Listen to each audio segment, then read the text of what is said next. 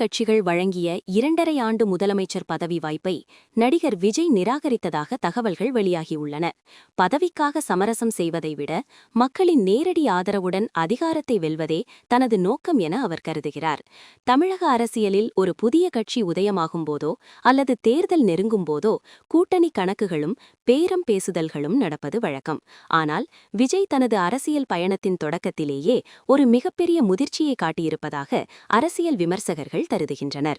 கசிந்துள்ள தகவல்களின்படி முக்கிய கட்சிகள் சில விஜயை தங்கள் கூட்டணிக்குள் இழுக்க 2.5 ஆண்டுகள் முதலமைச்சர் பதவி என்ற கவர்ச்சிகரமான வாய்ப்பை முன்வைத்ததாக கூறப்படுகிறது.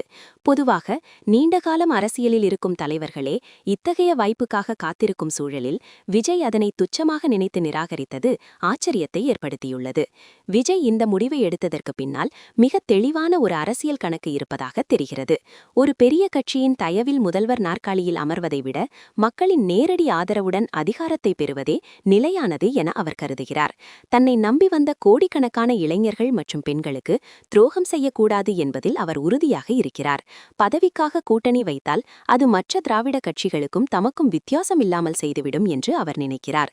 தனது தாயாரிடம், நான் அரசியலுக்கு வந்தது சம்பாதிக்கவோ பதவிக்காகவோ அல்ல, என்னை வாழ வைத்த மக்களுக்கு நேர்மையாக ஏதேனும் செய்ய வேண்டும் என்பதற்காகவே என்று அவர் உருக்கமாக தெரிவித்துள்ளதாக வரும் செய்திகள் தொண்டர்களை நெகிழ வைத்துள்ளது. விஜயின் இந்த தனித்து போட்டி முடிவு தமிழகத்தின் இரு பெரும் துருவங்களான திமுக மற்றும் அதிமுகவுக்கு சில சவால்களை உருவாக்கும். இளைஞர்கள் மற்றும் பெண்களின் வாக்குகள் விஜயை நோக்கி திரும்புவது ஏற்கனவே இருக்கும் வாக்கு வங்கிகளில் பெரிய ஓட்டையை ஏற்படுத்தும். நாங்கள் யாருடனும் ஒத்துப்போக மாட்டோம், மக்களுடன் மட்டுமே கூட்டணி என்ற விஜயின் நிலைப்பாடு ஆளும் மற்றும் எதிர்க்கட்சிகள் மீதான அதிருப்தியை ஈர்க்கும். விஜயின் இந்த முடிவு ஒரு ரிஸ்க் எடுக்கும் முயற்சி என்றாலும் நீண்டகால அரசியலுக்கு இதுவே சரியான அடித்தளம்.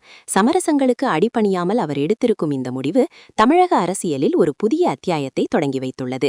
பேரங்களுக்கு பணியாத குணம் ஒரு தலைவனுக்கு மிக முக்கியமான தகுதி. அதை விஜய் நிரூபித்திருக்கிறார்.